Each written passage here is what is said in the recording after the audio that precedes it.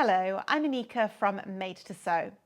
In this tutorial, I'm going to be showing you a hand sewing technique called a thread chain. Now, a thread chain is a useful method to anchor two layers of material together by a small distance. What this means is that if you're working with a loose lining, you don't want the loose lining to be twisting around you as you're wearing it. So you will anchor the loose lining to the exterior material, allowing some freedom of movement, but preventing the lining from moving too far. This can also be useful with pocket bags on the inside of a garment, or another occasion where you want to keep two layers of material close, but you don't want to anchor them on top of one another, because that could cause pulling or distortion that's visible on the outside of the garment. For this tutorial, you will need a hand sewing needle and some thread.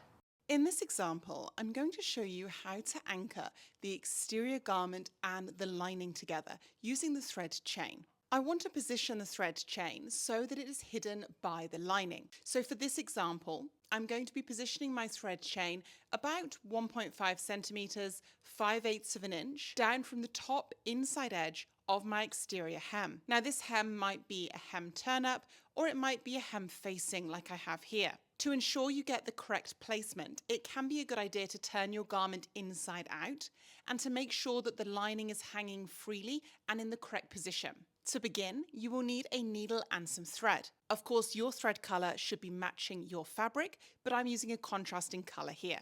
You can choose to work with a single length of thread, meaning that I would position the end of my thread through my needle and use it like I would for standard sewing. You can also use a double layer of thread for a thread chain, which will make the thread chain a little bit thicker. However, if I simply position the end of the thread through the eye of the needle, and tie the two ends of the thread together, I can end up with some discrepancy between the two sides of the thread. So in order to prevent this issue, I prefer to position both ends of my thread through the eye of the needle at the same time. I do have a video on how to work with double thread, and I'll pop a link to that here. Pull the thread through the eye of the needle until you end up with a loop at one end of the thread. Position the needle through the loop, and this creates a bit of a knot at the back of the needle, which will prevent the two layers of thread from sliding through the eye of the needle and creating different lengths on either side.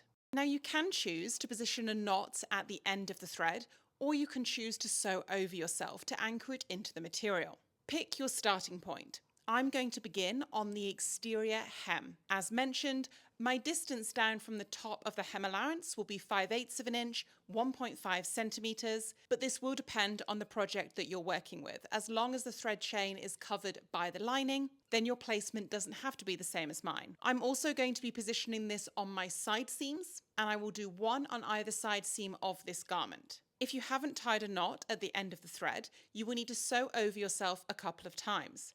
You should be sewing only through the hem of the garment. This should not be visible on the outside of your fabric. Once I've sewn through this a couple of times to anchor my thread, I will then trim any tails. Now I'm ready to start making the thread chain. To create the thread chain, I'm going to hold the needle in my right hand. With my left hand, I'm going to create a loop. So the thread is running around the fingers of my left hand, from the outside small finger through to my index finger. Once I have the loop created in my left hand, I want to have a joining of the threads at the point where the thread is currently leaving the fabric. So the thread traveling from my left hand towards my right hand is going across the point where the thread is leaving the fabric. I'm then going to twist the loop in my left hand, turning my hand away from my body, counterclockwise. This helps me to lock the thread in place where it's coming out of the fabric.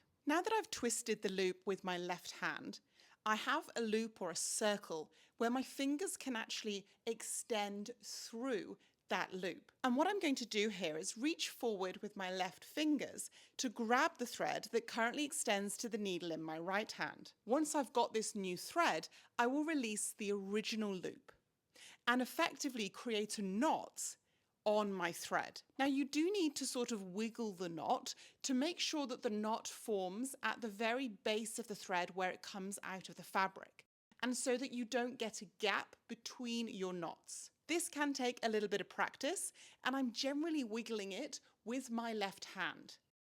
I would suggest that generally the first 1 to say 3 loops are usually the trickiest to get close to the fabric. So take your time getting those right. Once you've completed the first few, it's generally easier to get into a rhythm to create the rest of the knots. Keep working to wiggle that next knot down to the base of the previous knot, waiting until it's in position to pull it tightly. And then I will continue this technique. So I will continue grabbing the thread that's going towards the needle on my right hand with my left hand, dropping the previous loop of thread that was around my fingers and wiggling that thread down until there is a knot. And I want my knots to be directly on top of one another. So this is where it just takes a little bit of practice to get a feel for it. You will continue the technique until your thread chain is the length that you want it to be. And this will potentially depend on the project that you're working with. For this example, I'm going to be aiming for about 4 centimeters,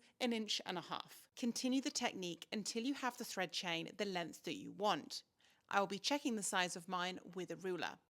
Once you're happy with the length of the thread chain, you will finish it by positioning the needle through the loop in your left hand. This will create a final knot that you need to make sure sits above the previous knot. The next step is to position the thread chain into the other side of the material that you wish to anchor together. In my case, it's my lining. It's important that your lining is in the right position.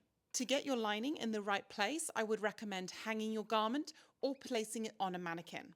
You want to secure the lining as it will hang in the finished garment. Once happy with the placement, you will then sew over yourself in the lining seam allowance.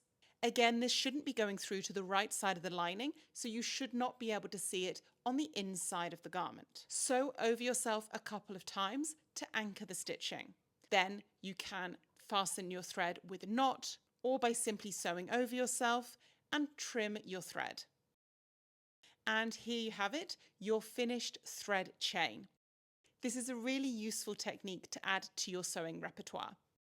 You can use this same thread chain technique to create loops for buttonholes as well. Thanks for watching. I really hope you enjoyed the class and learned a new technique.